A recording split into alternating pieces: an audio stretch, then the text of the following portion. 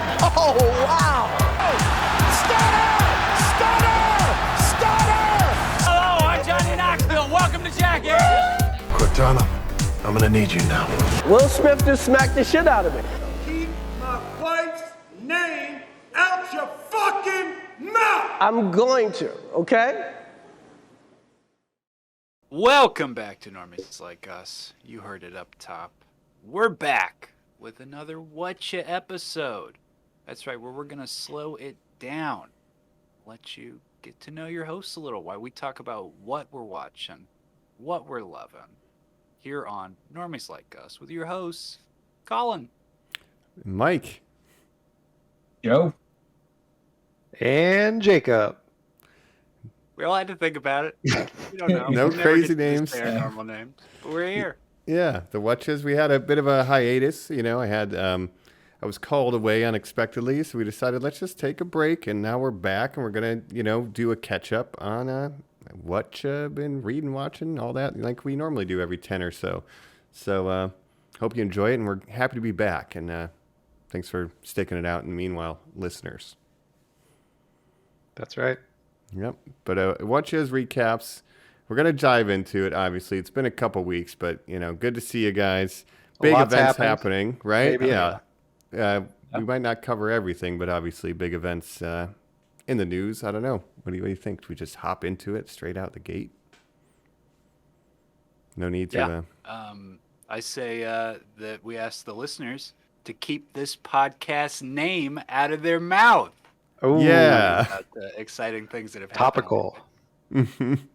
That's right. Or they might get the smacketh downeth. We'll see what happens if they don't keep that name out of their mouth. But we'll catch you on the other side of this. Normies Like Us. We're back. You're on Normies Like Us. We're just talking what we're watching. But of course, as Mike Mime slapping at me right now, we have to talk about the big slap in the room, a.k.a. the slap, a.k.a. a ceremony that has occurred lately that we can give our thoughts on all the films we've enjoyed, the Academy Awards. The slap heard That's around right. the world. Oh, no. Absolutely. Where were you when the slap happened? You'll always remember. Getting texts from you, Jacob, as none of us were watching That's it, right. and you very excitedly said, That's Will true. Smith did the craziest thing? Yeah, Yeah. I broke the news to you, you might say. Yeah. So unless you've been living under a rock, Will Smith slapped Chris Rock. Oh, that was a good joke because of Rock. Anyway, he slapped Chris Rock in the face during the Oscars due to a joke addressed towards Jada Pinkett Smith. And let me tell you, it was crazy when I watched it live.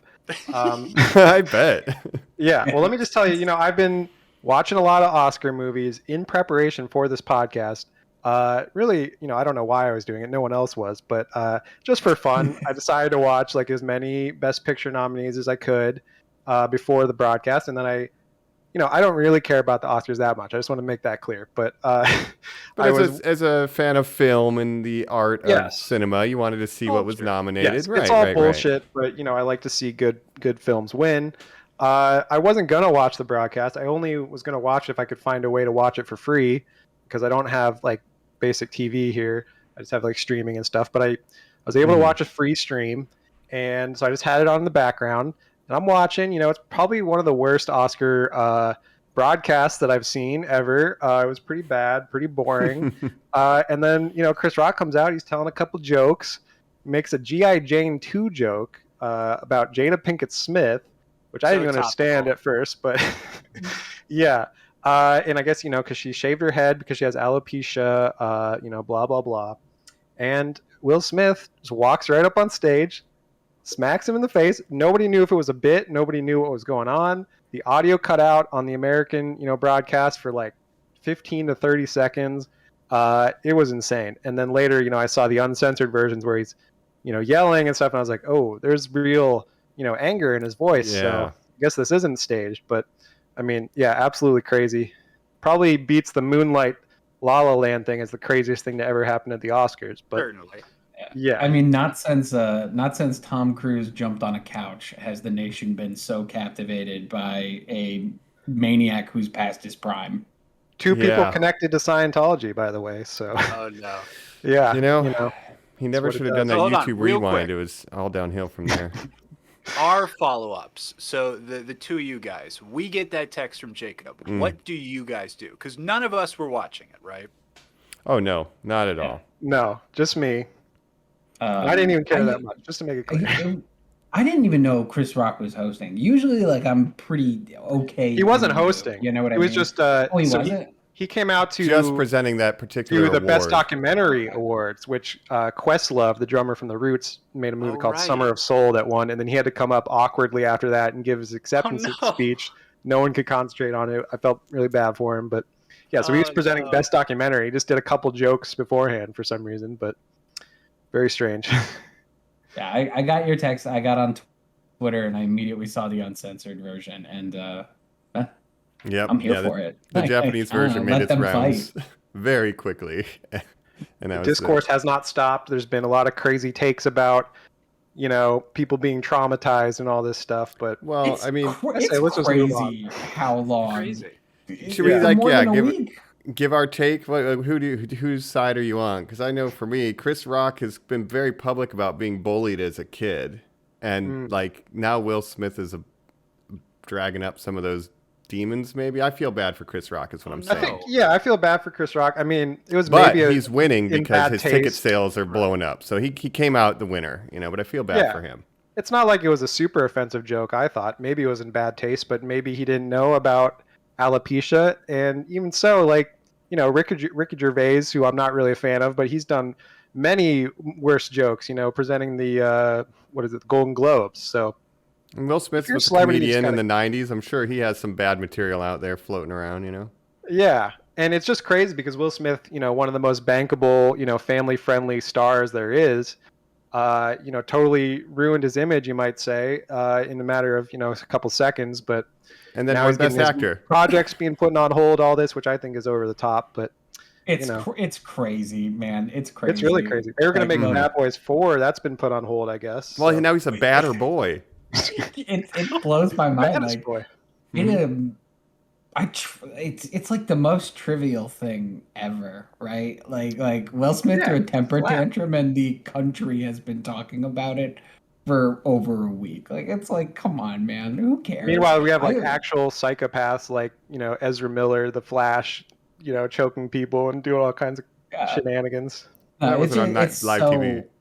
It was the perfect reminder that like everyone in like Hollywood is just like overgrown musical theater kids. You know what I mean? Like, oh yeah, like it had like, that meme where the kids like, you know what? I'm just gonna go ahead and say it. I'm glad you broke your elbow. Like that. That's what that whole exchange reminded me of. Like that's the energy it was given off. It reminded me of the viral video. I think it was like an Indian TV show. And the woman slaps the guy, and he goes, "How can she slap? How can she slap? Right? How can he slap?" Yeah, but so hold on. Here's captivated the world, but yeah. My reaction to it was, I got that text from Jacob.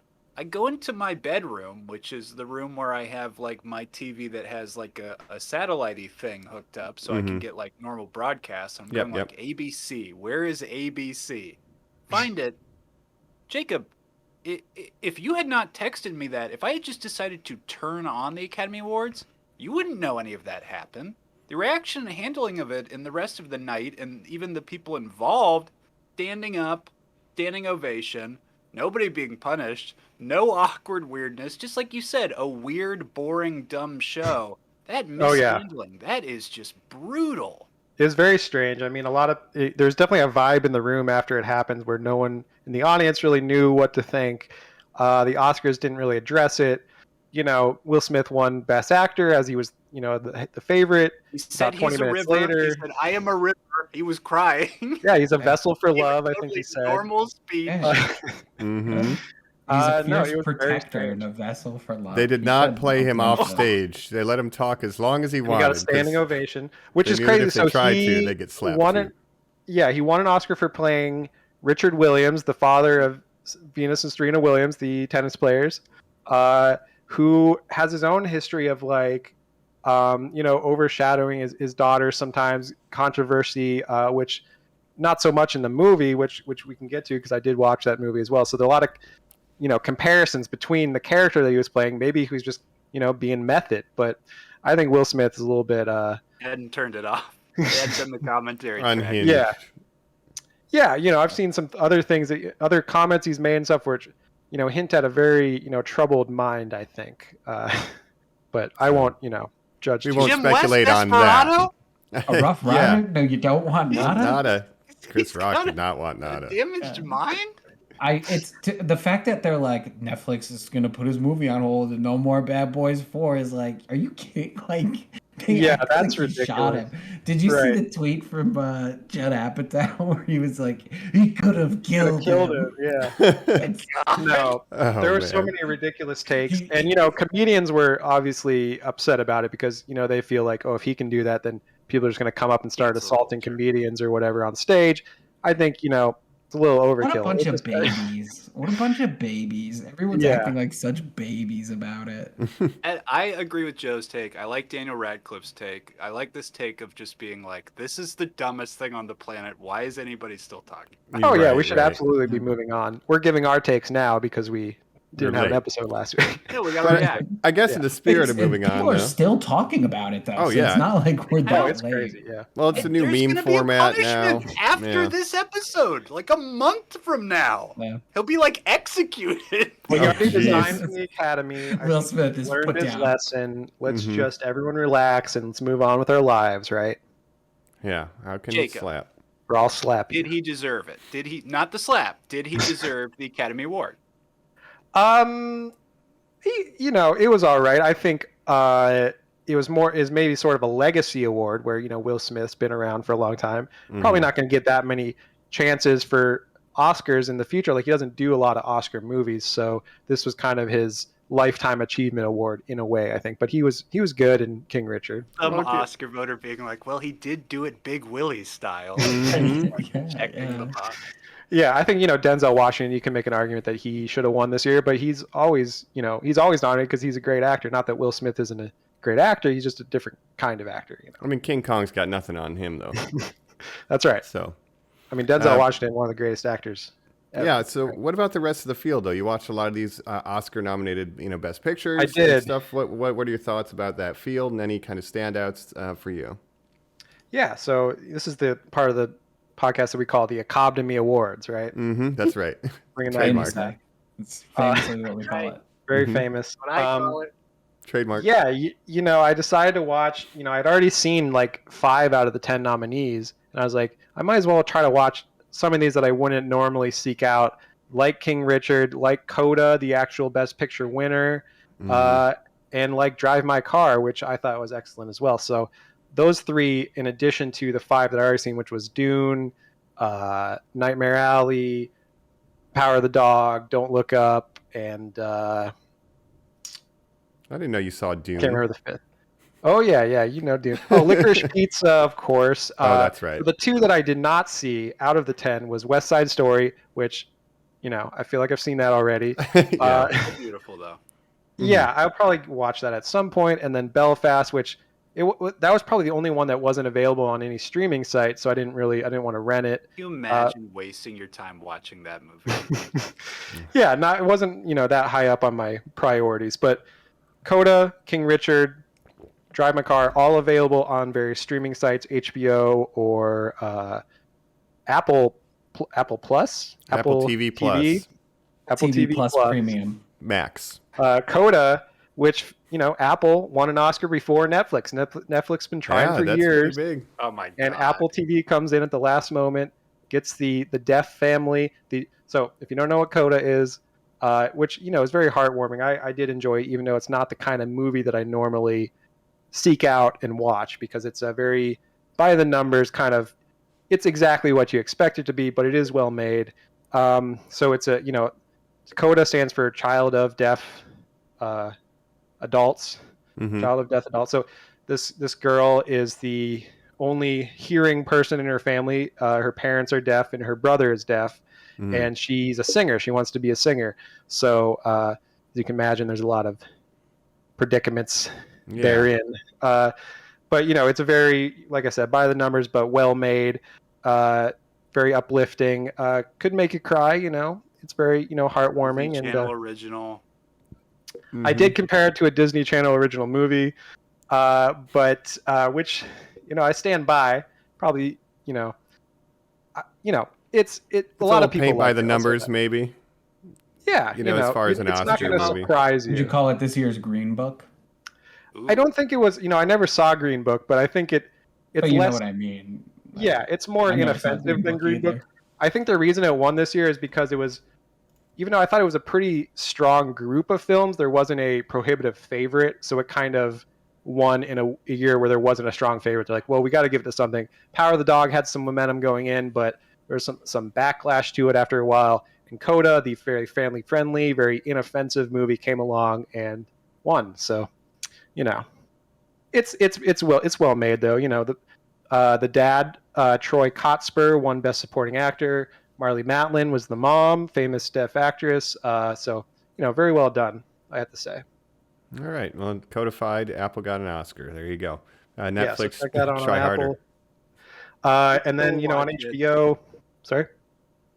Oh, I was just saying, I don't think I would watch it, but here is my pitch now, Joe. Troy Kotsur, if they ever do Uncle Ben in the MCU, make him a deaf Uncle Ben, have him be in flashbacks or whatever. Have that be why Spider-Man straight up does I love you when he fucking shoots the web and shit. Make it as corny as you fucking want. You wouldn't love Tom Holland like bawling, like doing some hippie style Spider-Man Ultimate, where he's like an older Uncle Ben cool guy, right? Yeah. Make him deaf. I would That take could be it. good, yeah. I mean, I am interested to see what kind of roles he'll get. As now an Oscar winner, he hasn't done a lot. I mean, he's been in deaf theater a lot. He was made in the an Mandalorian episode of, Sign Language. yeah, he was in an episode of that's Mandalorian awesome. as a Tusken Raider too, but he was not in the Boba Fett. He wasn't in those group of Raiders, but he was a different Tusken. He was in It is the not season right like 2 premiere of Mandalorian. Oh, nice. But hopefully he Great gets some dragon. recognition. Of course, Marlee Matlin is like the one deaf actress that everybody knows, right? Surprised that she wasn't even nominated when he won, because I feel like they kind of both did about the same level of, acting in that movie. Yeah. But, yeah. And also, the family is they live in, New England, and they're a fishing family. So there's all these, trials and tribulations of having to navigate the fishing world while being deaf and all this. And so the girl has to choose between being the hearing person on the boat, because they need law.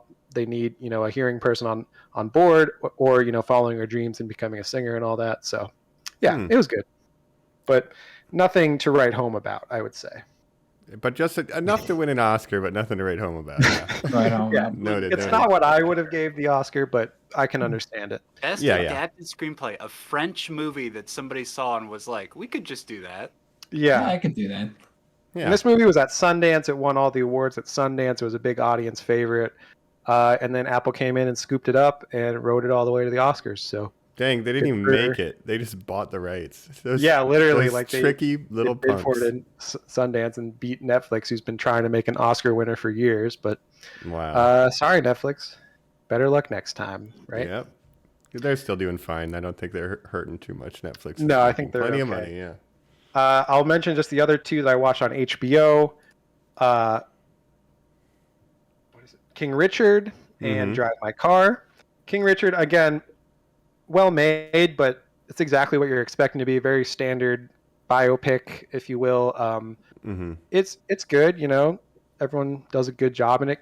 Don't have too much to say about it, really, except, It's a I thought it was- biopic. yeah. Like, again, it's not going to surprise you, but it's well made. It's interesting to see the story of Venus and Serena, the two of the greatest tennis players of all time, especially Mhm. Serena. She's kind of maybe the greatest tennis player ever. And it follows their dad, which is kind of an interesting choice, but Right. it does right. definitely show them a lot and kind of shows their journey. But the framing of it being about King Richard, it's interesting. I don't know. What do you guys think? Were you interested to watch I that relate one? to it in that even if I did do something really good, I would be like, just make the movie about my dad. Like, he's really cool and Yeah. I like him, so I want Yeah. everybody else to like him too. I would be most interested in seeing the scene where he's training them on their forehand. I think Will Smith's really got that down. Well, again, that's the thing with Richard Williams. He has some shady things in his past, like maybe some domestic abuse type stuff that they kind of left out of the movie or downplayed a little bit. So, mhm. and the parents aren't together anymore. They divorced like in the mid 2000s. So, it's a little bit of a, positive spin on his life, but he did have this whole plan from when they were children to like train them super hard to become tennis stars, and it worked out. So I guess, he won. Perhaps. Like running Charles Xavier's school for tennis players only. Yeah, basically, yeah. Yes, exactly. He basically just saw some like tennis players, I guess, and was like, I could have some daughters that do that and become the greatest in the world at it. From birth, I will make them ice skate. Yes. Yeah. They'll be forged on the court. Yeah. Very strange, but, it worked out. But very competently made movie, I'll just say that. Drive My Car, on the other hand, I thought was really excellent.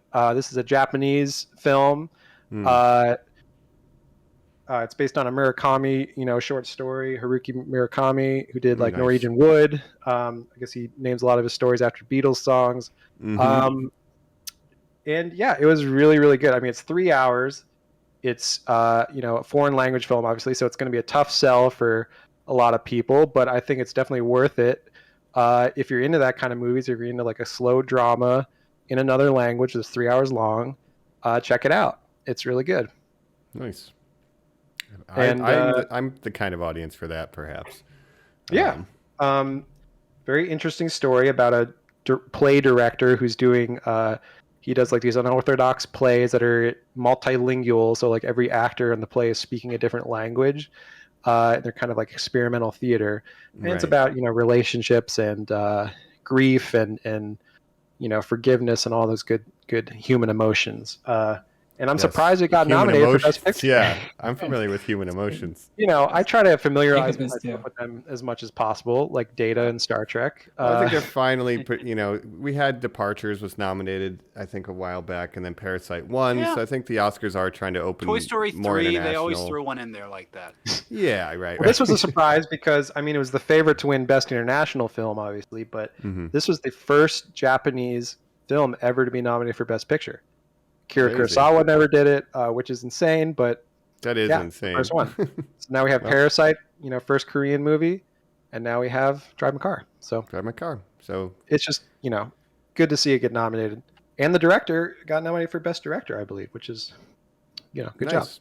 And, Netflix, I think, is doing a lot of heavy lifting, getting people used to subtitles again. Like, look at the Squid Game numbers and stuff like that. Yeah. Well, yeah, but for example, I'm saying people are kind of getting more okay. The average normie maybe is okay with subtitles more than they ever have. I also want to say about Drive My Car, really great cinematography for a movie, for that kind of movie, very minimalist, but I could just watch that red Saab drive all over the highway in Japan, and it's just really beautiful to look at in a very minimalist sort of way, really excellent framing, and just like every frame just looked really beautiful.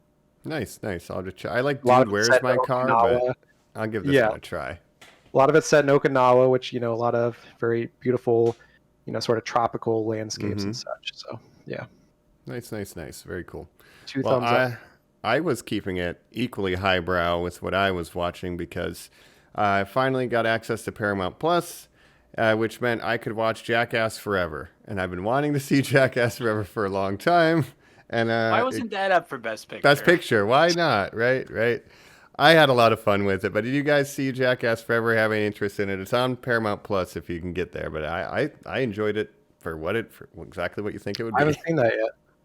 A lot of dick jokes in this one. This one's pretty dick joke heavy. Fairly dick heavy, yeah.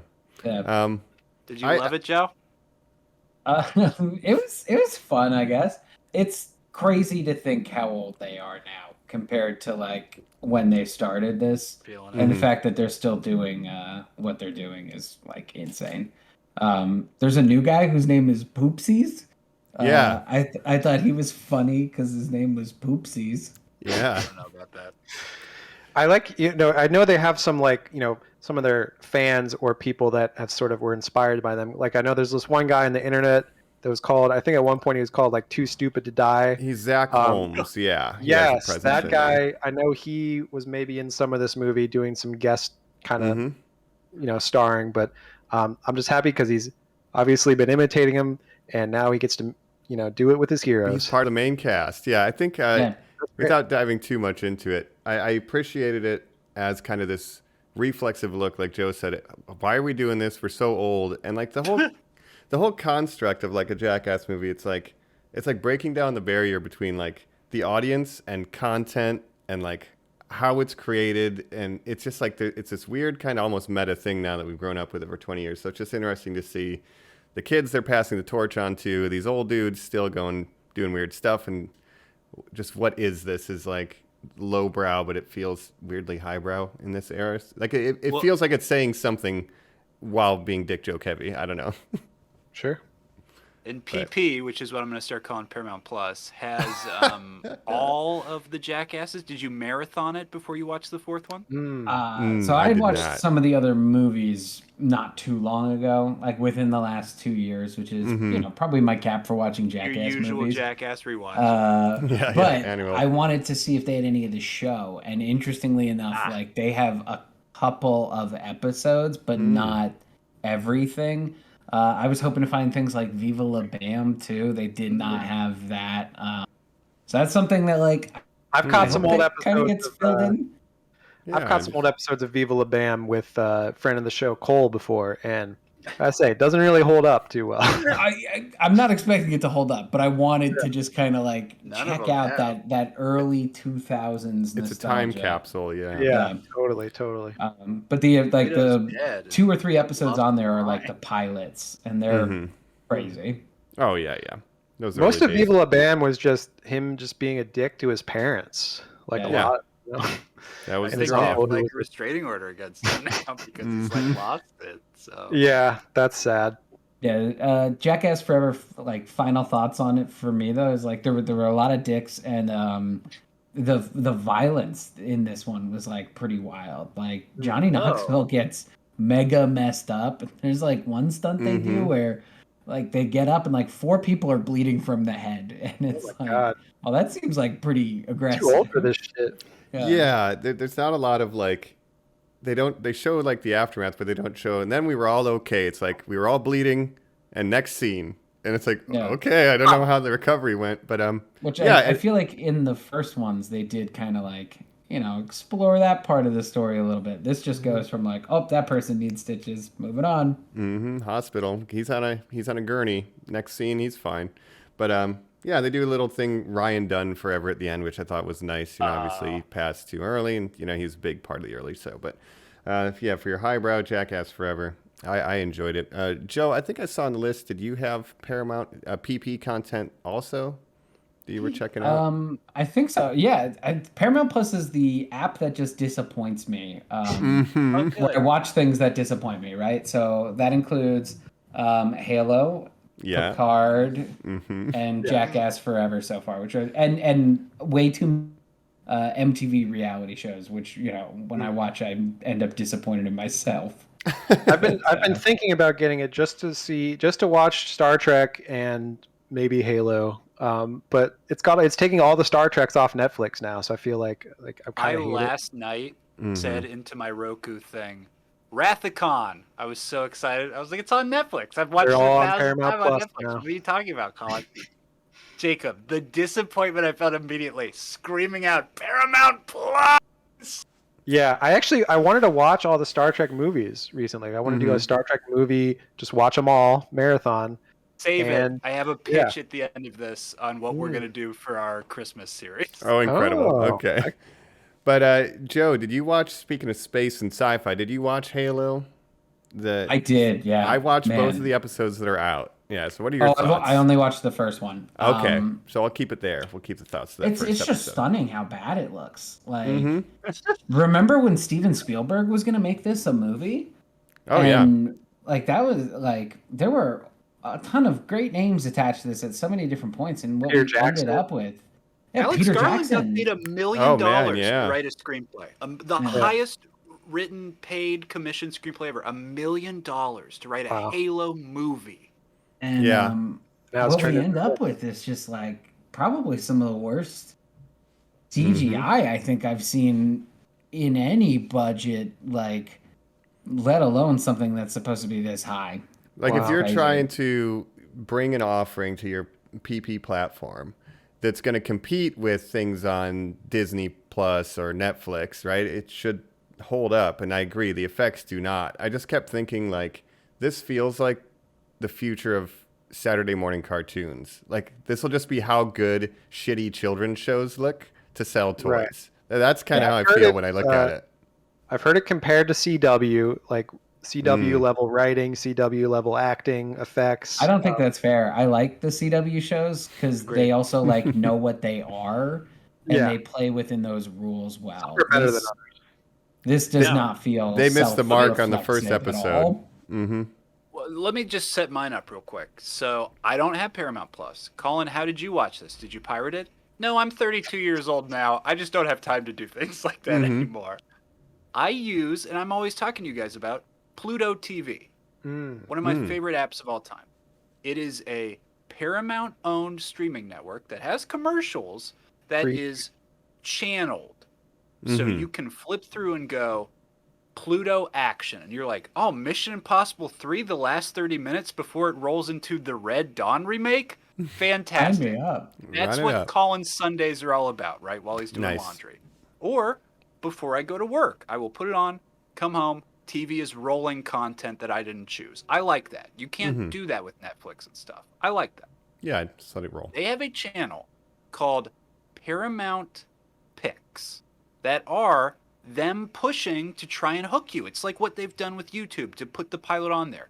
They show Halo all day in a block. Halo, a making of Halo documentary. Halo, a making of Halo documentary. All day, 24/7. So I can just click in and I'm like, okay, I sit down. I'm looking at the clock. I caught the perfect timing. Let's watch it.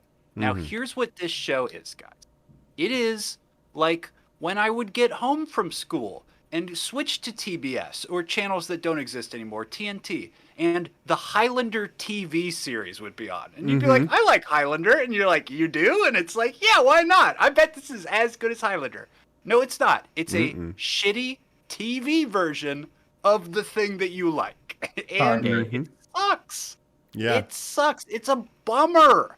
And they're doing basically another Lone Wolf and Cub Mandalorian type thing. Not to get too much into it, but it's like, what if we put Master Chief with like a younger, more vulnerable character, and it can bring out his softer side. Parody. It should be like a baby elite. That's like a little cute baby elite. A little grunt. But he's the chosen one. Yeah. Yeah. So it's bad. I don't think it deserves as much time as we're giving it, but it's like they're not even using the music. Like it's such an easy slam dunk, and they're just missing the layup, and it's like, well, fuck this show, and fuck PP. Yeah, that sounds bad. I haven't got PP yet. I'm really considering it because like I said, I wanted to watch all the Star Trek. Watch P-Card. P-Card, yeah. Which I watched the first two of that and didn't love it. It's better, but it's still not great. I read the plot of what this season is. I don't know, guys. I mean, you got it's a million times better than last season. Yeah. I did not like the second, or it's again like the fucking flow of Paramount Plus, man. Like the first episode, I was like, I'm in. The second episode, immediately, I was like, oh no. The ebb and flow of it, man. It's wild. It's like they're so close to doing things that I love, and they just like can never finish it. They can't help again for me. It's all the Alex Kurtzman angle of it all. The direction he's taken Star Trek over the last decade. I've not been a fan of any of it, and it's just a bummer for me that he's like the John Favreau of Star Trek. There's 4 Star Trek shows, 5 now, because we have Discovery, we have Brave New Worlds, Picard, we have the 2 animated ones. Which Brave New Worlds does look No one's more watching any of promising. these. No one's watching them. I will say Brave New Worlds looks the most promising of the live action ones that I've seen, where it's going back to the old formula. It's going to be a starship traveling around, getting into wacky adventures. But it's still set in the past. It's not set in the future. It's like, God. Yeah, it's set in the original series era, obviously. With Pike. Captain Pike. But it's just the whole direction that Star Trek's been in. I don't know anyone that watches Discovery. I don't, what's the audience for that show? The timeline of Picard is what like frustrates me so much, because we're back like I think it's like 2025 or something like that. Like it's a little bit off from now, but basically now, and it looks nothing like it should in canon for the world. Like that's the thing that frustrates me the most. It's like LA is supposed to be like a burning hellhole at this point. Like when we Right, they meet had the Bell people riots. 20 years from now, Gen yeah, X Wars. like it's so frustrating. And they throw in little nods and names and stuff like that, but it doesn't match, and that like irritates me endlessly. For Like me, when even Deep just the Space- look, yeah, just the aesthetic and the look of everything is just off to me. And like I know it's like been 30 years since TNG or whatever in that, reality, but it just everything's in real holograms life. now and stuff, and it's like, I guess, I mean, but in 30 years they developed holograms. They've had all this super high tech technology forever, but now it's all about, holographic and stuff. I don't know. It's weird. They couldn't even have different information on the same tablet. You had separate tablets for separate datas. Like you couldn't just Yeah. have an iPad. But Yeah. when Deep Space Nine did, the Tribble throwback, they made it look exactly like the '60s series, and that's why it has Yes. that charm. But now you're going back to TNG era; it doesn't look TNG. I don't know. Not a fan. PP, not for PP. me. I will say I've been doing my most recent Deep Space Nine watch on it though, and like It's gonna be the there's only way. stuff. There's a lot of content on it, so it might DS9, it might the only disappoint one. you, but it's pretty loaded. Yeah, that's the only one still on Netflix at this point, but who knows how long that'll be because they just took off TNG, which I was disappointed about because I like to throw on the random episode of TNG every once in a while. So maybe I'll get PP just for that. We'll see. The Pluto Network stuff that Colin's talking about is also built into Paramount Plus, and there's just a Star Trek Oh yeah, I know that. channel, Oh, and it just man. plays different blocks Throw of it Star on. Trek. Like I definitely love I that. caught a option. couple episodes of Enterprise a Nice. couple weeks ago. The Temporal Cold War. Um, Scott Bakula. Well, Nice. speaking of Paramount Plus and Halo, I do have an update. I bought a gaming PC laptop, right? Oh my God. what? Pull the trigger.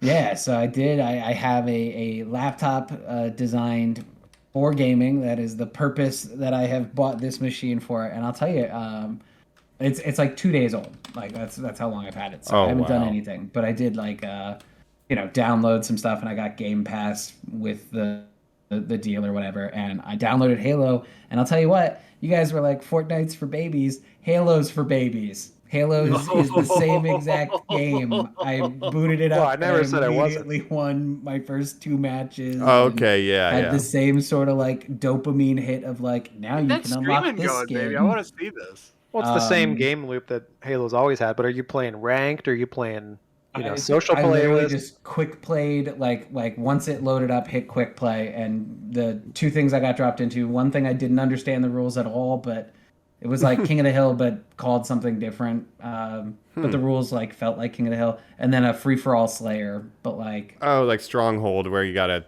hold the yeah, points or whatever. I think That- that's Well, what it was yeah, called. Again, like this is gotcha. literally like I just fired it up and I was like, let's do this. I have a Xbox controller in my hand, and like Yeah. it was so great. It felt so great. Yeah. The mechanics are great. Jumping back in, it felt the same. But like, yeah, it definitely was like this is essentially a first person version of the experience I have when I'm playing Fortnite, Sure. which Well, they're is both a shooter third person games. experience. Yeah, I know, and they But Joe, push you gotta you let to me the shop know- and the unlockables. Yeah. Yeah, you gotta let me know when you're playing because we used to play that all the time till Elden Ring came out. But I would jump back into some Halo if you ever wanted to play. Oh yeah, play a little no, bit of definitely. Halo. That's Party up, that's one of the reasons I got it. And then everyone was like, "Well, that's cool, but you have to get Elden Ring." And I was like, "Well, I gotta be a little bit behind. I'm on Halo now, but I also downloaded Back for Blood, which I have not checked out yet, but I'm super excited about. Sea of Thieves is in my Oh, I see it my as well. download queue, so I'm All really games I wanna excited play to. straight up. So hold on. Game. Joe, how quickly was the exposure of spend real money to you? The same exact interface, basically. Like it loaded up, it did its intro screen, and then it was like, "Do you want to buy stuff? No, okay, then you can." Well, I'll move say on this in. about Halo is that Hey, Do you want the know- battle pass? It's the first thing they show you. yeah, It's the the gameplay same exact experience. the gameplay is very fun, but a lot of people have been very frustrated with the launch. Ever since launch, it's been broken in so many ways. They haven't fixed the issues. They've barely put out any new content. So that's why people are a little bit over Halo now. Because once you've played it for long enough, and I've played hundreds of hours of it, but you get bored of the same 8 maps or whatever. There's Yeah. been almost no new content. They haven't even fixed issues that have been there for months. So they really need to get their shit together, 343, and fix some issues before I really want to go back and play. I also downloaded Star Wars Battlefront 2 and some other classic It's a games good that were one? Perfect launches. That's the PS2. Well, and the other thing is, I have my Steam library, so there's I'm just excited to have a new gaming option. That's Basically, awesome. it was Totally. I'm not going to buy an Xbox because I want my PlayStation 5 eventually. So this was a good this is something I could always use a laptop. I didn't have a laptop to begin with, so Yeah, no, that's excited awesome. We'll about have to get it some games of Halo in because the only thing that makes it worth playing is playing with your friends. So if you're getting into it, we'll have to dive back in as well. there we go. yeah. I'm excited. So Hell another thing that we dove into, Joe, I saw ads for this too, and again, looking at your cheat sheet, Fortnite has a new mode that has no building Yeah. whatsoever. Is I'm that, out. is that the draw? This I'm was, out. I Where's was your note? No so crafting. it's a new season. It's the time for Spider-Man and web swinging is over. Now Doctor Strange and the Prowler, interesting enough, Colin, are the two named characters from Marvel that you can unlock with this season's Battle Pass. And The Rock, or the Foundation, played by The Rock, Dwayne The Rock Johnson, plays a fictional character named the Foundation in Fortnite. Is fighting. I don't know this character's name. I'm just gonna call him Bad Rock or White Rock, probably. Black Adam. He's a Scissors. white dude. White Yeah, Rock. Yeah, perfect. White Stone. And yeah. So this dude and The Rock are like against each other, and they blew up buildings, so you can't build anymore. And it was great. Damn it, The I Rock. loved it. They added sprinting What you're and building? jumping and stuff like that. So now, They just made it Call of Duty. well, building or is Halo. back, but there's like two different modes now. So you can Okay. either play it with or without the building. But yeah, like frankly, running and jumping seems like something that should have been in there from the get-go. So it feels very natural to have it back. But yeah, I've got the gaming PC, but I still log in and get my Fortnite chores done. Don't get me wrong. All right. Nice. Very nice. Got- Yeah, I would think. Well, since I've we're been- talking gaming, Yeah. Take should we it away. mention Of course. the one, the only, the ring, the one Elden ring over the Ring? wall. It's the only ring that I care about anymore.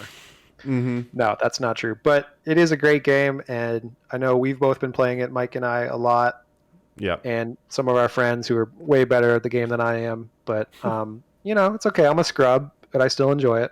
Yeah, go listen to our episode more in depth. But yeah, I did beat it finally. Like after I was gone for a week. I had a week off, man. I was having withdrawals from the ring. Came back, finally beat it, and You're it's great. precious. And I'll keep playing it. Now the speedrunners have gotten it down to 18 minutes, so That's Oh insane. my god. Well, now you can skip most of the bosses, right? it took me 120 hours to beat it the first time. Now you get down to 18, literally less than a tenth of the time. So I gotta say, I am Literally not. just one. You just have like some ladies like, here's the key, take it to this place, and it's like fight the last boss. That's truly like. Well, there's all for the certain things you You, can like, jump trick the down and game. skip a whole Yeah, area yeah. of the map. and- Okay.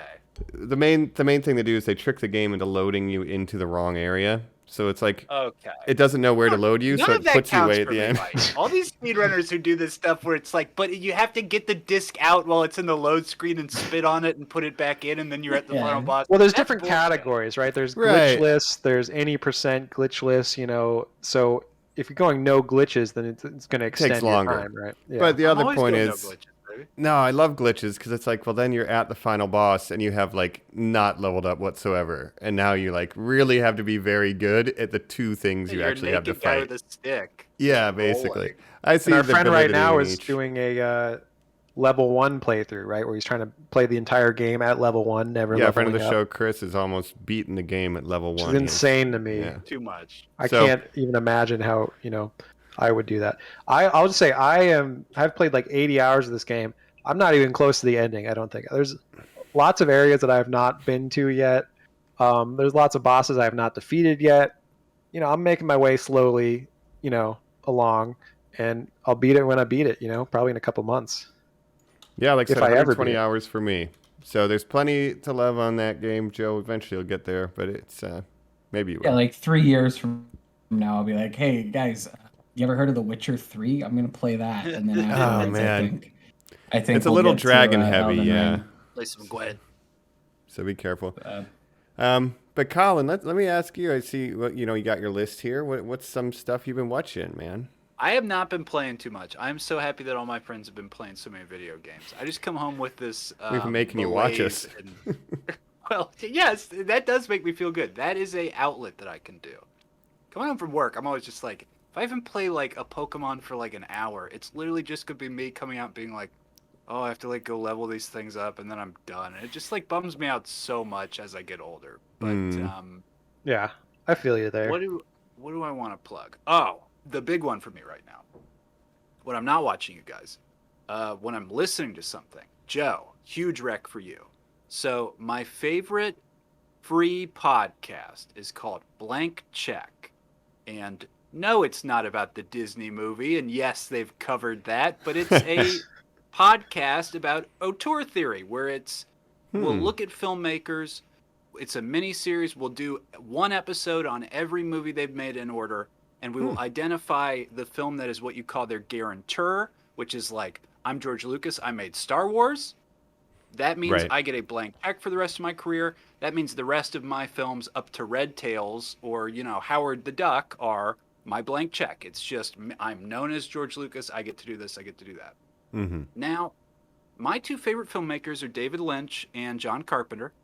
And I kind of thought I would get the most satisfied I was ever given out of this podcast last October when they did John Carpenter. And I thought, oh, this is great. That's it for me. Otherwise, I'll just get to learn about cool new filmmakers. They've done Elaine May. They've done John Singleton. Like just an array of filmmakers that aren't necessarily my bag or whatever, right? Mm-hmm. Now, sometimes they like to cover a filmmaker when they have a new film coming out. And now, maybe an important director to us has a first film coming out for the first time in 10 years, and it might be called a little thing called Doctor Strange and the Multiverse of Madness. Oh, wow. That's right. The new miniseries is on Sam Raimi, my friends. Oh. Who is the big one. I mean, the guy that Joe and I did an entire episode, the two of us just being like, this is the guy who, like, Evil Dead's like the most important thing that's ever been made. Mm-hmm. And they're 3 episodes in now. They've done Evil Dead, Crime Wave, Evil Dead 2. They're not doing It's Murder, Joe, like the early, like, 8mm, Super 8 thing. That makes sense. The Quick and the Dead? They'll get, Jacob, Spider-Man episodes, multiple Spider-Man episodes, Mm-hmm. a weird Wizard of Oz episode that nobody remembers. Darkman episodes, come on. Darkman, yeah. The things that you get to talk about. And I ask you guys, is this an auteur filmmaker? To me, a Sam Raimi movie, it's goofy and dumb.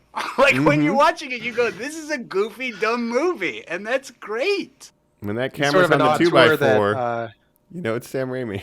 Yeah, he's sort of an auteur that works within the studio system, right? And he'll make big studio films like Spider-Man and now Doctor Strange.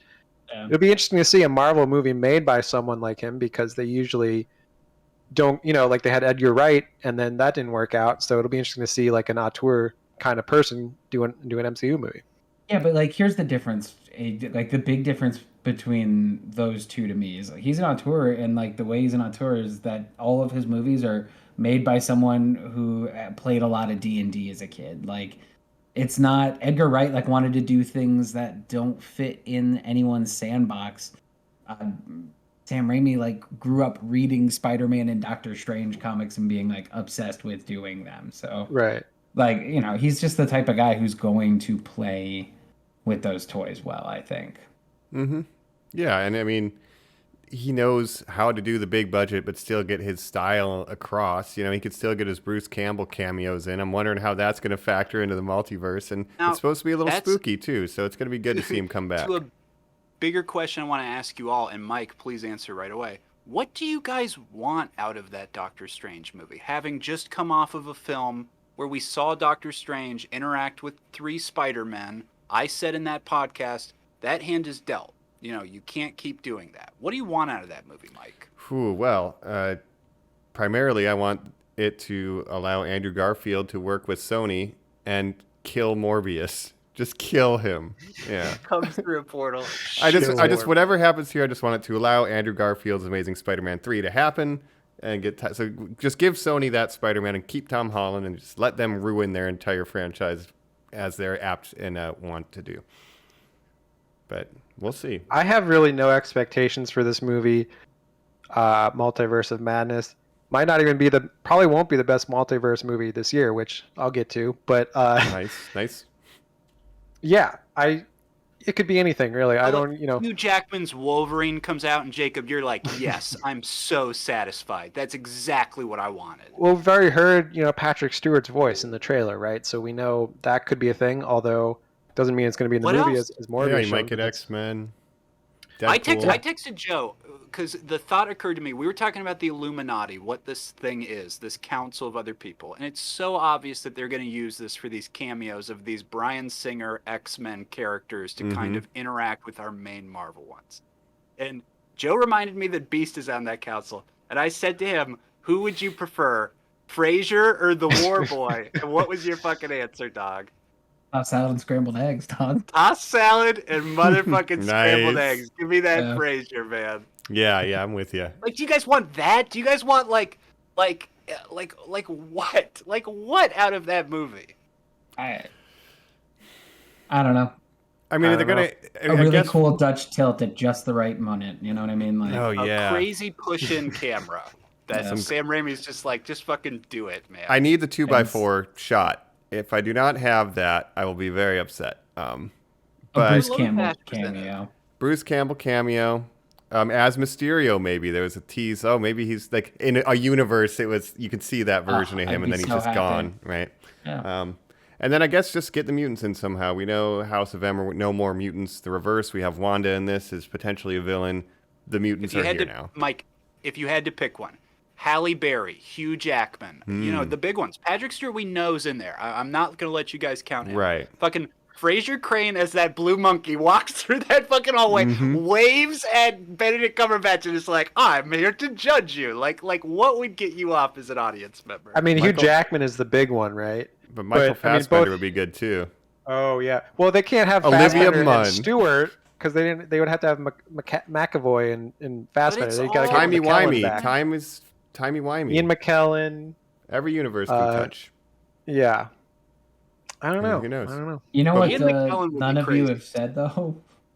No one said anything about Doctor Strange. Like, no one's looking forward to anything He's to just do gonna with open Doctor a portal. Strange, which is There's evil Doctor Strange, whatever. maybe the problem with this movie is that if you're not really, like, I don't know, like I'm not Doctor Strange is not one of my favorites. So No. I don't know.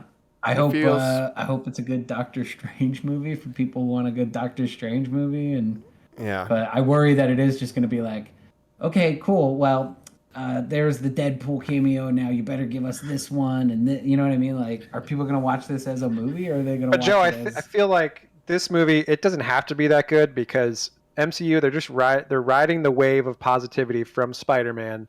This movie could be just kind of average. You did it, Yeah. please. No, this feels Fair. like a bridge movie. It's like we need to use this to set up phase 4, whatever we're on now. Like we just need to set up put all the chess pieces in order, whether we're going to have X-Men or not. We have, the Young Avengers coming soon. Like this is simply to me a bridge movie. And it's sometimes you need to write an annual issue to like push the book. It happens. basically, yeah, that's how I'm looking at it. So, I don't know while about, we're on the subject of movies, I had a couple more movies I wanted to mention, specifically an MCU movie and a movie about multiverses. Oh, well, there so we go. What better segue could you have than that, right? Not at single one better. But I saw Eternals recently, right, on Disney Plus. Never saw it in theaters. Finally got around to it. You and Joe saw Eternals. Mike, did you catch this one yet? Man, I was too busy watching Jackass on PP Plus.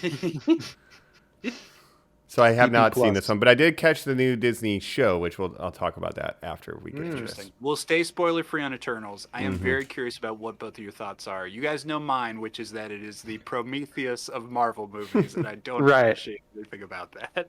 Well, when I was about to watch it, I did text you guys, and you were not selling me on it. You're kind of negative about it. I thought it was decent. I didn't hate it. It was enjoyable enough to watch. I mean, it's definitely too long. But I think, the critics were a little harsh on this one. I think it's trying stuff. Like it's really ambitious, and I was interested in no spoilers, but the sort of reveal of what's all going on with the Celestials and all this stuff. Like, not knowing that much about the source material, I was interested enough, and it held my attention. It's not my type of Marvel movie. Like, to be honest, like, I don't really care for like the cosmic entity stuff. Right. Well, we got it Get with a Loki. neighborhood Spider-Man, not a spaceman that can eat a planet. Exactly. That's a little less fun. Even Loki felt so earthbound, opposed to this, where it's like, I just don't want sweet young Peter Parker having to think about like the machinations Ancient aliens. What made me? It's like no, shh. No, you don't need to think about that. The movie was like real, like it felt like just devoid of personality to me. Like every character is really kind of flat. Yeah, I will say, big ensemble cast, but very flat. Like I thought, Gemma Chan, who's kind of the main character, I thought she was kind of flat. I thought incredibly this movie has Jon Snow and Robb Stark, two actors that I don't think are very good actors outside of Game of Thrones. But it's weird that they're both in this movie, and they're both in love with a character named Cersei. Oh, man. I couldn't stop thinking about that when I was watching it for whatever reason. But Game of Thrones. Robb Stark, Richard Madden, he's fine in his role, I think, because he kind of fits the role that he's doing. Jon Snow, I don't know, man. I don't know Kit Harington. And he's going to be, if you know who his character... Why is he in that movie? Like, he doesn't do anything. He's in that movie to have a post-credit scene where they're like, by the way, this guy's someone called the Black Knight, which, if you've never read comics, you don't know who that is and you don't care. Also, now we got voice Martin that you're Lawrence. hearing, that's Blade. Did you know that? He hasn't been in the movie or anything. Mahershala Ali's voice as Blade in the post-credit saying, okay. I don't know if you're ready for that, son, or whatever he says. But yeah, we have Black Knight, we have Moon Knight now. There's too many knights now. I can't keep track of this. Werewolf by Night coming soon, please. Multiverse of Madness. All the knights. But honestly, my favorite characters were the side characters in this, like Kumail Nanjiani, who was probably the most had the most personality in the movie. And then you have, obviously big stars like Salma Hayek, Angelina Jolie. But it just felt it was very weird. But it's kind of like the X-Men. If they were all ancient aliens, really leans into the ancient aliens angle of everything. It's nothing like the X-Men, and it's like it's never gonna work. I'm sorry. It makes me so mad because it's like they did this with the Inhumans. They do this. The thing that makes the X-Men special is the politics around the X-Men. If you take those out, it's just generic superheroes that are generic. And like this one is like feels like the Inhumans series to me, and like I mean that as an insult. I'll say the characters of the X-Men just aren't boring characters. You have like Storm, who's like the second least interesting character, and her titles are like thief, queen, goddess, X-woman, teacher.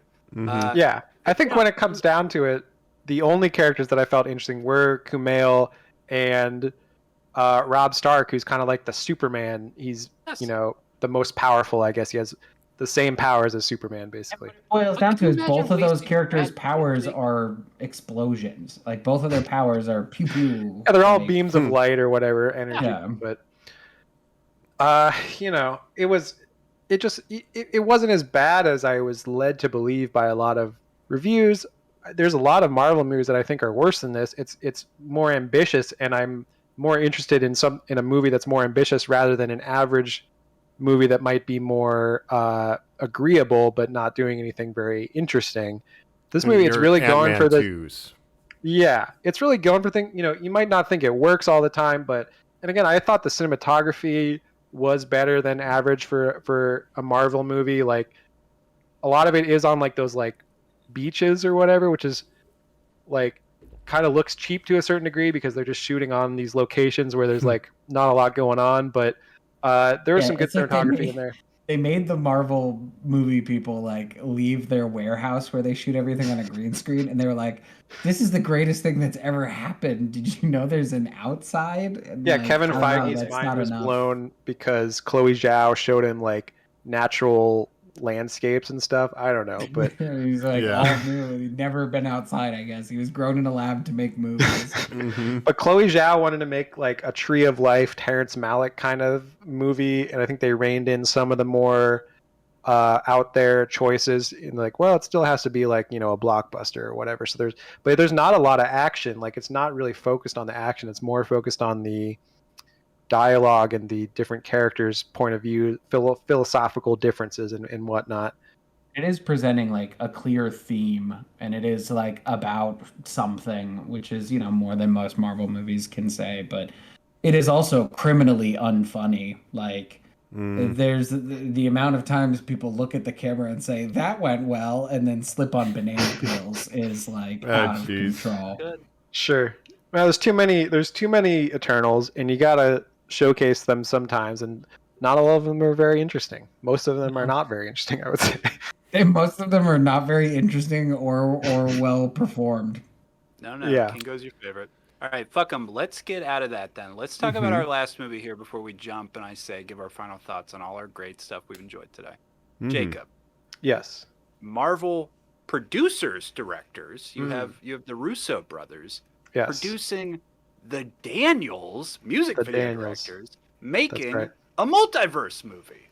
That's right. That's the big trend right now. Marvel's doing it. DC's going to do it with the Flash movie. Multiverses are in. A24's doing it. So now we have the A24 multiverse movie directed by the Daniels, which is two guys named Daniel.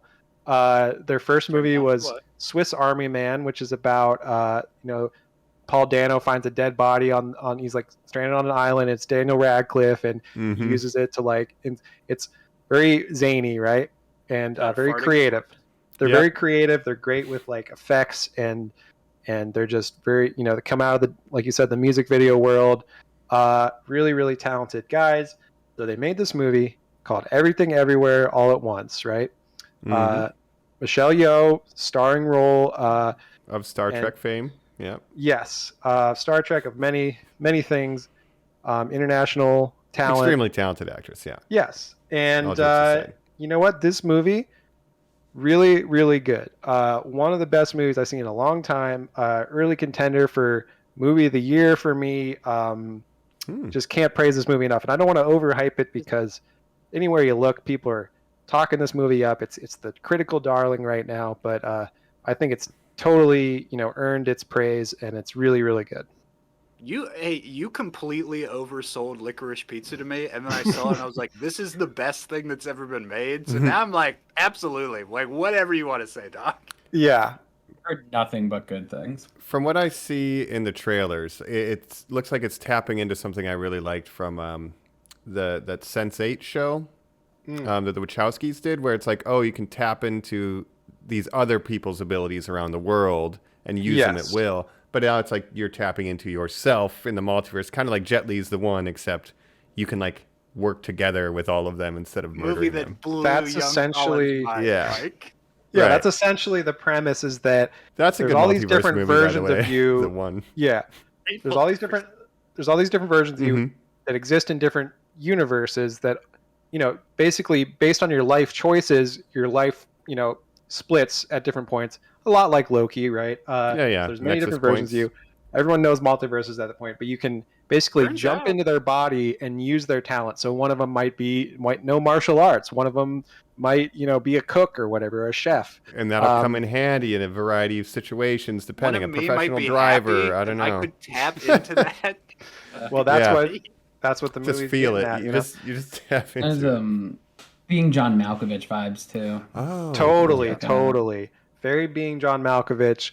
But it's also an action movie and has some of the best action that I've seen. Very Hong Kong style action. Nice. It's taking inspiration from all kinds of stuff like Kung Fu Hustle, Jackie Chan, like all different influences with the action. Very well choreographed, and it's one of the most creative, interesting like new movies that I've seen like in a long time. Like one of the best theater experiences I've had Really can't praise it enough. And Michelle Yeoh is great. I'm just going to predict now, Oscar nomination, Best Actress for her. Her husband is played by Ki Hee Kwan, who you may know as Short Round from Indiana Jones and Data from the Goonies. He has not acted in a film since 2002. This is his return to acting after 20 years. And choreographs, right? Yeah, he's a stuntman, I think, or like an action choreographer. Yeah, did a lot of behind the scenes stuff, but now he's back acting. He fucking kills it. Oh yeah, nice. He was the standout other than Michelle Yeoh. Put him in the next Indiana Jones. Do not replace him with like fucking like Randall like Park Stephen or Yeun or something. No, it should be. No. I mean, he's like 50 now, but yeah, I say let's do it. He was great. Indiana Jones is like 100. Yeah, for using Harrison, use the actual guy. Yeah. No, you're right. That's definitely it's something I've been wanting to watch. You know, I'm a big A24 fan. Green Knight was like my favorite movie of that year. Came out of there. I've been wanting to see Macbeth with Denzel Washington. Like they got an X, which I didn't get to see either. There's a lot of A24 stuff that I'm dying to see. 2 movies in theaters now with X and Everything Everywhere. I'd say this one, definitely seek it out. See it in theaters if you get the chance. I highly recommend it. It's a ton of fun to watch. It's got that manic music video energy. Really just super creative and original. And yeah, it's great. No, I'm definitely going to be checking it out. I have 2 really unhinged things that I want to talk about before we get out of here. So I don't want to jump to final thoughts yet. I'll save one for final thoughts and one now. Would you rather I talk about the year 2002 or the Leprechaun franchise? Those are your options. So the Leprechauns, of course. Okay, great. 2002 for the rap, yeah. Okay, great. So I'll save 2002 for the wrap. It's time to talk about the Leprechaun franchise. It is the beginning of April. Oh, yeah. Beginning of April. I just want to say there's a stunt in the Jackass Forever that reminded me very much of Leprechaun franchise. Anyway, continue. Wee Man? No, there's a pogo stick. Hornswoggle comes out? Yeah. Not quite. So you know, March happened, the month of March, and in the month of March, there's this event that is called St. Patrick's Day, and on St. Patrick's Day, I decided to watch all of the Leprechaun movies. So we watched every one of them. How many is that? More than you would think. How many do you think it is? 10. Let me just say, okay, to do it in one day. I've seen number 1, I've seen In the Hood, and I have seen the one where Hornswoggle plays the monster. So there's at least 5. I've never seen a Leprechaun movie in my life. I'm gonna say if you can watch them in one day, hour and a half each, roughly. No. This was over the course of 3 days. Mike. 3 days. Okay. I'll say there's less than Halloween in its franchise, but I'm gonna say like 7 or 8. I'll say 11. 8 is the winner. 8 is the winner. Okay. 8. Yeah, so yes, there's 8 of them. Yeah. The Leprechaun in the Hood also has a sequel. So the way it works is there's Leprechaun Still in the Hood. Yeah. Yes, that is still in Back to the Hood. Oh, Back to the. Okay. There's not H2O2. You can't there's sequelize that one. Look. I got to talk all about these movies, okay? So I watched them all, and I'm going to talk about them in order. Number 1 is the first one. It is Leprechaun, starring Jennifer Aniston, who's an awful actress. And the things that she does awfully, she does awfully for her entire career. It does not get better or worse. That is, she's always kind of the exact same, and then just got like older and technology got better. So like she was always like looking better shot, but like the same sort of like, oh wow, like the same sort of manic energy that she had in Friends, she has in Leprechaun. So that's just harsh word. Jennifer Aniston is the first Leprechaun.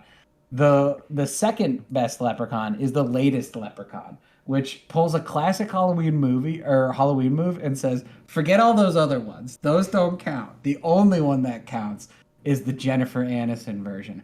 Why do you think they would do that? What, are you going to have Jennifer Aniston come back? No, we never went to the Hood. Is dead in these movies. Her daughter. Okay. It's her daughter, yeah. Of course. And some of the original cast members from the first Leprechaun. Hold on. Is it Jesus. Warwick Davis in all of these? It is Warwick Davis in a shocking number of these. Oh my It is Wow. Warwick Davis in all of these, with the Get that exception money, of the dog. one where Hornswoggle takes Right. over, right? Right. So there's the first one, which is just kind of this like no one dies, like no one even gets hurt really. Like a couple people get like bit. He's into biting. That would be And good for that's- You know, like Leprechaun's kids. bit. Yeah, like in the first one, like he's just like kind of this guy who's like shows up and they're like, oh, that guy is dangerous, and like don't go near him. And they trick him. He goes into a well. In the second best one came out last in 2020. So, Oh, wow. Oh my God. recent movie, which was a Sci-Fi Channel original. Went right to Sci-Fi, and they at They one still point make those. Leprechaun in Yes, space. yes. And at one point, the leprechaun throws his voice, and it's Jennifer Aniston's voice, or an impersonation of Jennifer Aniston's voice. And she's like, "Yeah, I'm dead. Oh, you gotta move on." Wow. So those are the best two. Wow. The first one, and then the one that happens that doesn't acknowledge. And then the ending. fucking Halloween 2018 version. Yeah, Jesus Christ. So then there's 2 and 3, which are just kind of like, you know, generic Leprechaun movies. He's doing Leprechaun mischief kind of stuff. Every single one of them has different rules and like logic and is about like a different myth. The third one is better than the second one because the third one takes place in Vegas and he makes a bunch of Vegas puns. Nice. And then the second one takes place in Hollywood. These are all with Warwick Davis. Then they take a In break. the Hood is about a magic flute. I remember that. Yes, In the Hood is about a magic flute. These are what we watched when we got back from Jacob's shindig on St. Patrick's Day. Patrick's. In the Hood, and then a double feature with Back to the Hood. Nice, Those nice. movies seem like criminal. Like they shouldn't. You shouldn't be allowed to say things that they said. They're in probably those very movies. racist. I cannot They're remember. and they're Oh, not I that can old. only imagine. They are not that Jeez, old. yeah. Leprechaun 4 like barely fucking counts to me because it's not that they knew what they were doing anymore. They were trying to be funny. You can't try to be funny. Like okay. the other ones Is that space? were that one's space. So that one falls really low on the list. But the worst one is Leprechaun Origins, where Hornswoggle replaces Warwick Davis. Gross. And It's the worst. it like doesn't make any sense. He's like a werewolf monster. You never see him. He doesn't make Like puns. a chupacabra. Yeah, they don't talk about gold or nothing. Warwick Davis doesn't make any jokes. It's awful. But yeah, that's I watched every one of the Leprechaun movies. Which one would you consider as the Rob Zombie version? The Oh, Leprechaun. but definitely the Hornswoggle version, which has like Oh, yes, gold vision absolutely. at one point, like where he's like seeing it in gold, And he's like, and like he edgy. rips like people's like tongue rings out and stuff like that. A Warwick WWE Davis? movie. Or Hornswoggle? Warwick Davis, like he'll just like he wants to bite you, like he wants to like make a pun and then like A bite little a scamp. finger off. I don't Yeah. like that either, though. If he Yeah, I don't bites like you, that do you either. turn into a leprechaun when he bites you? Yes, in one of them. In one of them, that is the plot. That's the plot of the Vegas one. And then, like in the other ones, like if a woman sneezes 3 times and no one says "bless you," the leprechaun can come and like claim her as his wife. Man, Like, I'm so nervous. It's like a weird about her. Ferengi like In- shows up in your the- house. in the Hood ones, like he'll turn to stone if you look at him. In one of them, he can't hold his liquor, and that's like one of the gimmicks. And then in the Oh, he other one, gets he can't get too drunk? high. Yeah, dude. He drinks beers. He smokes That's weed. insane. He's Warwick Davis. You got to watch all the Leprechaun Oh, movies. They're man. on. Even into Hood, he picks up a prostitute, from what yeah. I recall. Yeah. Oh my god. And like he looks at his penis in the in space one, which ends up being like a creature feature of like a giant space spider slug, like lost in space. Like he versus it. They team up with Leprechaun in that one.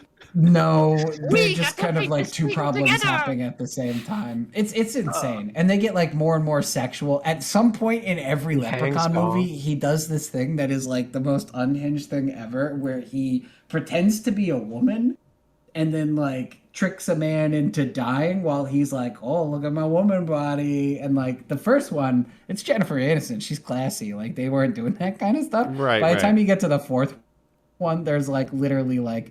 Oh, the leprechaun is like presenting himself as a mirage of a blonde and like takes his top off and jiggles Right. and like some dude like falls in a blender. They're awful. They're on another streaming service called Peacock that you only use when you use. Mm-hmm. Yeah. Mhm. Oh man. Incredible. Wow. It's very appropriate. I wish I would have watched Luck of the Irish, but That's this what I was seems like gonna a mention. way better, way better. My use of favorite time. Disney Channel original movie. Scary, though. Well, he gets bit growing by the up- leprechaun and then becomes one. Yeah, And his Warwick mom Davis gets him. is a leprechaun or whatever, and his dad's from Cleveland. Oh, He's that's like, right. Yeah, Oh, there's the Lake Erie and there's the Lake Erie. And I always thought that was, fun. classic He stuff. loves basketball. He's just like It's me. like it's not as fun as a gross-looking Warwick Davis trying to kiss everyone. Okay. Or That's pogo true. sticking on somebody's stomach after taking the rubber cap off the bottom. Well, maybe that's what we have to watch in October. I'm thinking probably Jason or fucking We've Freddy done Krueger. Isn't it Jason. Right? amazing that Jason Oh, right. and the Leprechaun went to space, but Michael and Freddy never did? Michael is never weird, made it yeah. space. I'm shocked Freddy hasn't gotten there. Space Dream in He space, could have his bitch. dream space. Yeah, exactly. They- Dream oh, space. they're touching down on the moon, and they see a street sign that says Elm Street. They're like, oh! Oh no, yeah. That was get my the pitch to astronaut. the Hollywood execs. I just wrote on a whiteboard, Dream Space. Nice. Underlined it. Boom. I put Nightmare money sign on space. the S. Nice, dude. That's a classic. Yeah. Classic move. Classic move. The only thing I did St. Patrick's Day was watch the St. Patrick's South Park. And South Park is back. It's on HBO Max. They're doing great this season, so that'll be my last thing to wrap up. The old St. Patty's Day. They've done it again. The Credigree St. Patrick's Day special. So check that out. But I guess after... I don't know how you follow that up. What do you got, Jacob? I want to say one last Just thing. slide one more in there? Let's Perhaps go. for my fault, We're my wrapping up. final thoughts. We're wrapping up. I wanted to ask you guys a question.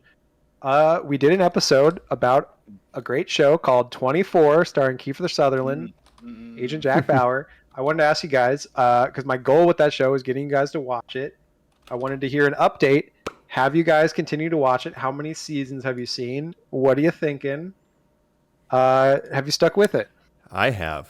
And I got deep into season 6. I have yet to finish. Wow. I know you really like 7, so I'm trying to get through 6 to get to 7, but yeah, it's good. I mean, it's the same old stuff, old Jack Bauer, never question him. He's always right.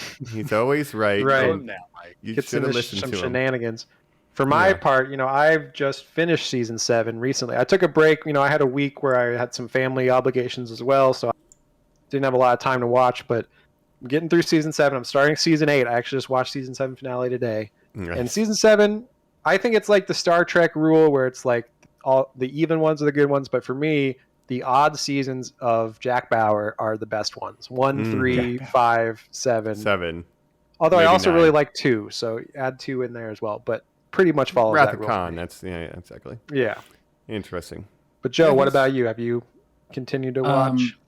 I continue to watch, and then I'm doing something entirely unhinged with my background show now that I'll save for my last bit. But yeah, I'm a little over halfway through season 2. Season 2. Yeah, and then something much more pressing took over, which I Sure, will explain. Leprechaun movies. Gotcha. Yeah. Colin, Oh, you- it's you- just as I have not. I did not. I was texting you guys the other day that I saw the plot of not the plot, the cast of Die Another Day. What is it? Wait.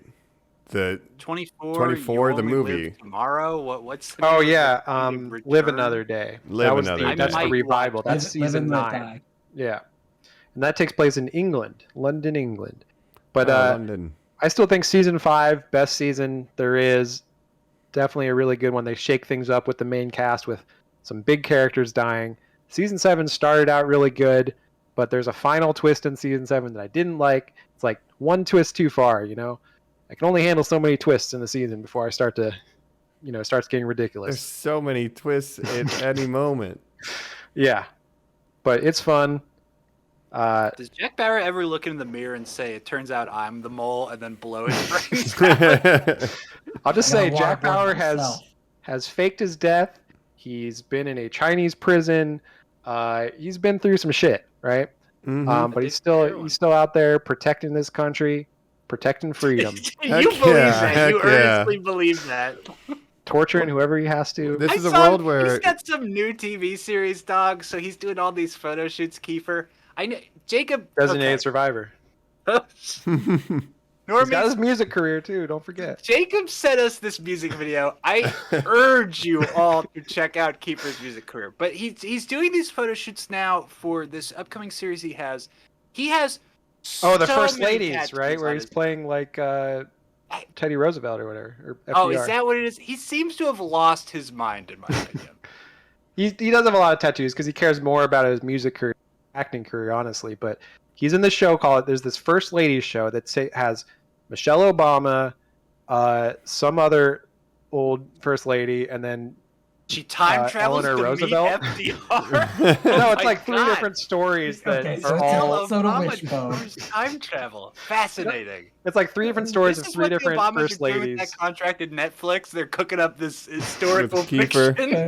They're just laundering money to Jack Kiefer Bauer's gonna Sutherland. waterboard But he's FDR. playing FDR, Mhm. and the actress from X-Files is playing Eleanor Roosevelt, I believe. Oh, Gillian Anderson. I did. see Gillian that. Anderson, yeah. Mhm.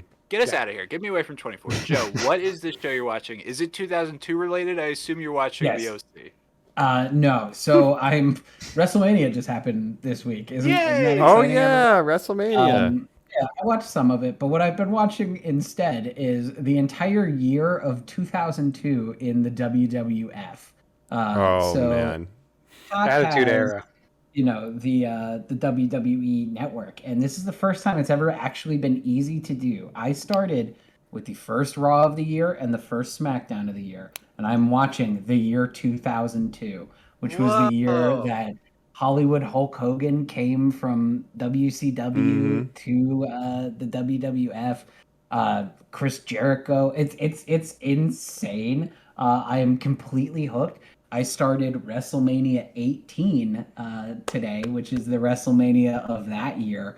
Yeah. And guys, Wild. the things you could do on television in the year 2002 are out of this fucking world. There wasn't So all this this cancel culture, Joe. This is a freshly out of 9/11 world where, like, at one point, one of the bad guys is like, I know it's not popular to say anything bad about our president, George W. Bush. And, like, the second he, like, says anything negative, everyone's like, boo, boo. Wow. I watched Gypsy Chicks. the equivalent of like 2 months worth of content, and I did not see like a regular women's wrestling match, but I saw like 5 or 6 like wet t-shirt Braun panties contests, matches and shit. braun panties matches. We paddle got on the Trish pole Strauss. matches. She leading the crew. Who we talking here? Who we Trish got? Stratus. China. Stratus, Lita at one point, all they did was like talk about thongs for like 5 minutes. Of course. And one of the big storylines that's happening, like, keep in mind, like, I watched wrestling when I was a kid. I think we all like kind of like, tuned I was in there for every that. once in a while. I don't remember a lot of the storylines. I'll tell you, Triple H is getting a divorce, and it plays like a dad. like, oh, your mom's leaving your dad. You better look. He looks like a hero in this show. Mom's gonna like let the dog get hit by her new boyfriend. At one point, he's about to like pedigree his ex-wife, like in the middle of the ring, and everyone's cheering. It is at his one. She fakes a pregnancy at one point. It is the most unhinged thing I've ever seen, and I cannot look away. So yeah, I'm in March of 2002, and you got to think like it's there's 2 programs a week, right? So every week there's 2 episodes, and the episodes are like somewhere between an hour and 15 minutes to an hour and 45 minutes for some reason. There's a pay-per-view every month. Like it is, Man. it's like insane to watch the things you could get away with in 2002. I think it's like 1986. Oh It's man. insane. Wow. I remember plot lines from that era where like, yeah, Edge and Lita were like allegedly going to consummate their marriage in the middle of the ring live, I like under haven't the gotten blankets there and yet, shit. but They Matt get under the Hardy covers. and Lita just like broke up for the first time. It's like the romance. South Park was so right about crazy. kind of the white trash Broadway of it all. Like he's getting a divorce and then she faked a pregnancy. It's like not even about the wrestling. It's just some crazy shit. It's like I watched one where Booker T and the Stone Cold Steve Austin like fought in a Ralph's in Bakersfield. Like that's like they were like Oh, and like when they do cell phone calls, because it's like early in cell phones, you know, Mhm. you can hear the other end of the call, and they're like, Triple H, I'm sorry to tell you, it's not a doctor, it's an actor she hired. And he's like, it's like, why would you hear the other person on the faked the microphone pregnancy. perfectly?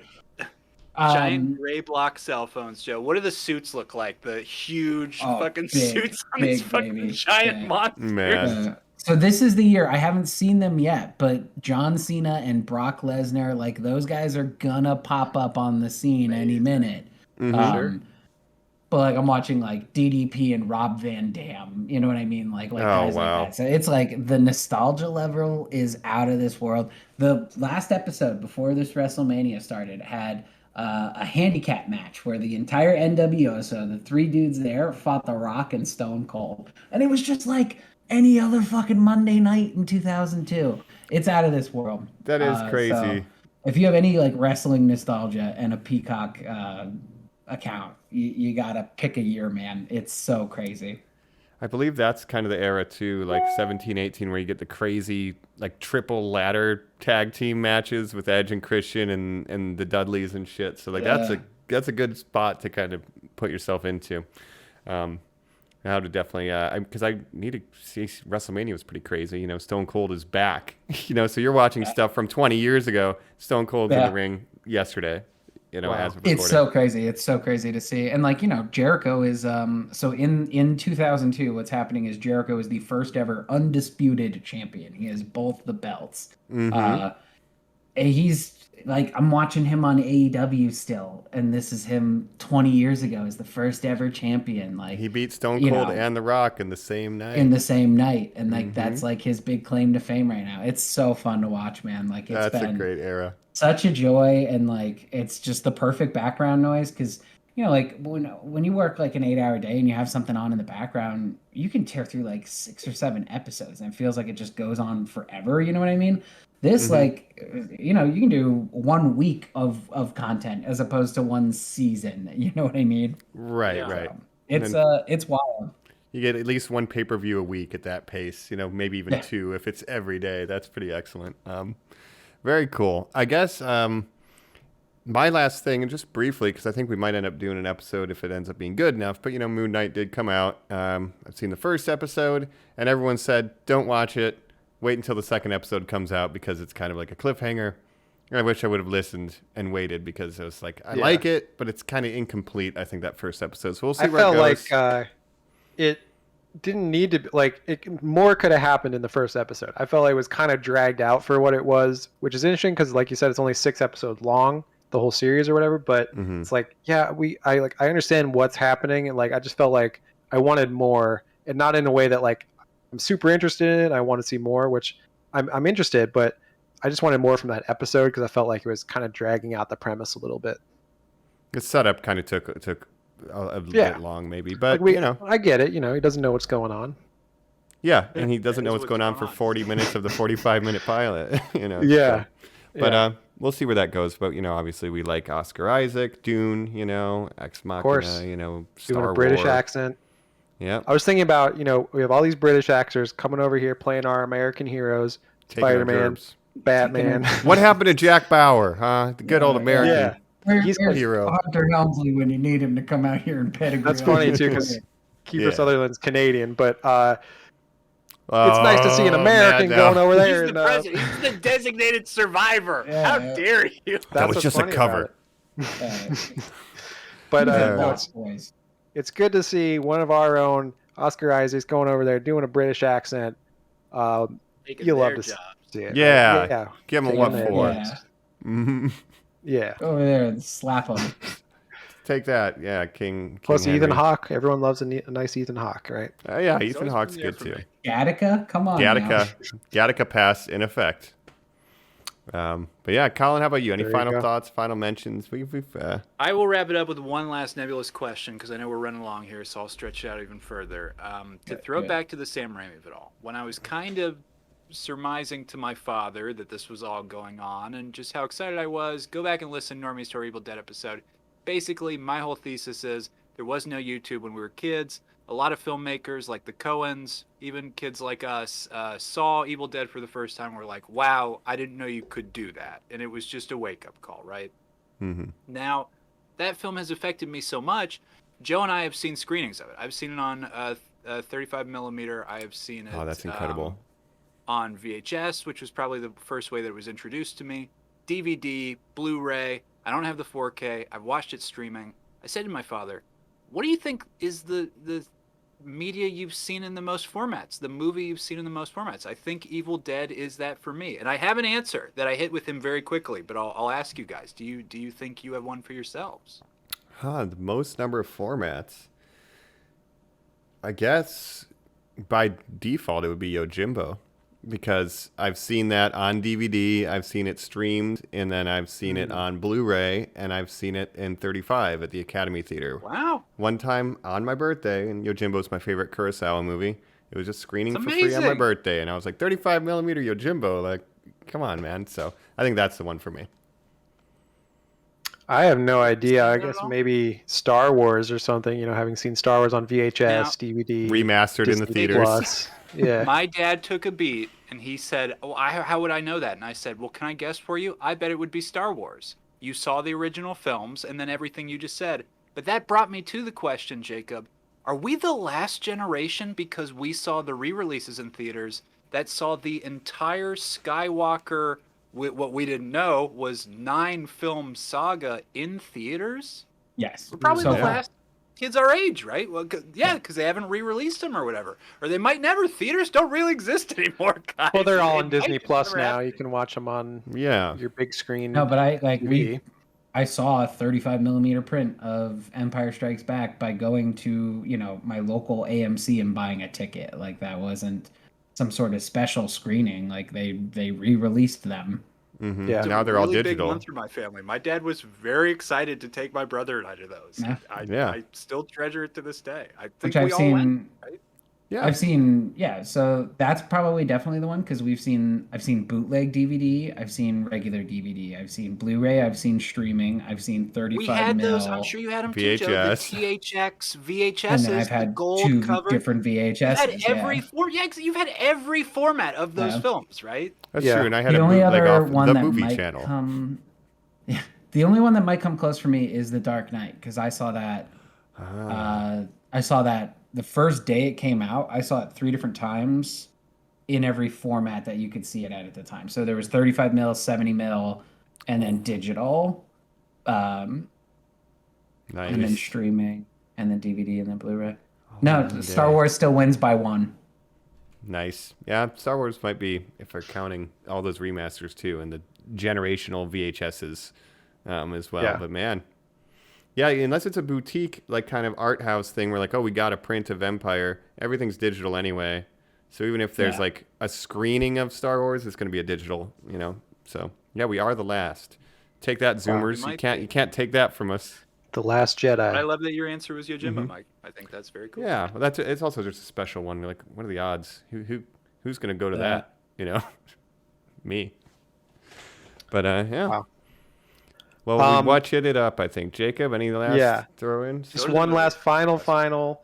Apologies to The Last Duel, the one movie I didn't really get to talk about. Should have been nominated. Wasn't nominated for any. Strangely enough, it's on Disney Plus. Check that one out. Ridley Scott, Matt Damon, Adam Driver, Ben Affleck. You made 2 Jodie Adam Comer. Driver movies in 1 year, Armor. Jacob, and Adam Driver didn't get nominated for either of them. I know, and Lady Gaga Made got 2 nominated for the movies other with one. The same director. Andy made a movie with a puppet. Well, it's just weird for me. The Last Duel is such an Oscar type of movie for it to get completely snubbed. Very strange. And when you have 10 movies as Best Picture, very, very strange for me. But I thought it was good. It's a Rashomon, if you didn't know. Oh, okay, cool. It's basically it's medieval Rashomon, but I thought it was really, really well done. So Nice. shout out to that movie. Check it out, Disney Plus. Thematically tied into the Kurosawa of it all. So nice. The old There you go. Rashomon. Also, Yeah. South Park has done that too. Normies, Great. Who we hasn't? hope you watch some stuff. Let us know. And then this was my pitch for the end here. Yeah. I had said when Jacob brought up the Star Trek movies, hold off on that, because I want to present to you guys now. we do our Christmas series, our winter Whatcha, kind of, where it's a long mini look at a huge franchise. Yes. We need suggestions. We need brainstorms. Ah, Let's yeah. get that going now. Well, we've Let's done Star outsource Wars. the fans too. We've done done Star Harry Wars. I Potter. keep throwing out the fucking Pirates movies. You guys aren't buying. I feel that. Everybody feels that.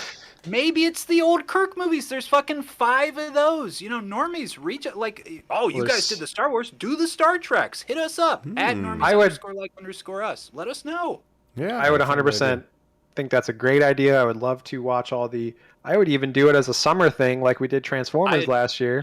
That's an even better idea. I adore those movies. Space And Summer. we could watch. do that coming up. We could literally watch every Star Trek movie and have like 13. You know, from the original series ones, the TNG ones, even the J.J. Abrams ones. You know, Kelvin if we get that timeline. far. Yeah, Not my right. favorite, but the TNG movies generally aren't that great either. But you got Generations. You got Shatner meeting I'm you know, good at Picard in episode there. You get Tom generations. Hardy in I'm Nemesis. really familiar with the 5. I don't Yeah. need the Nemesis. No one does, trust me. But maybe we will. Yeah, though, first if you Don't Yeah, ask get to for the it. Tom Hardy of it all, though. Insurrection Yeah. is probably You the guys best Picard era, but We'll keep throwing them out at the ends of these episodes. Just if you guys ever get an idea of like, well, what if we did every Superman movie? Let us know, and then normies hit us up. Like I said, at normies _ us. Let us know what you're watching. Let us know what you want us to cover. Rate, review, subscribe, all that stuff helps. Check out the YouTube channel as well. Yeah, absolutely. We always appreciate it. And I guess we'll catch you next week for a mystery episode. That's just code for we don't know what we're doing yet. Yeah, pretty much. We're your host, Colin. Mike? Joe? and this is the Acobbdamy Awards. Jacob, best podcast host. Okay, bye, Hey, normies. Jacob. My podcast name. Out of your mouth.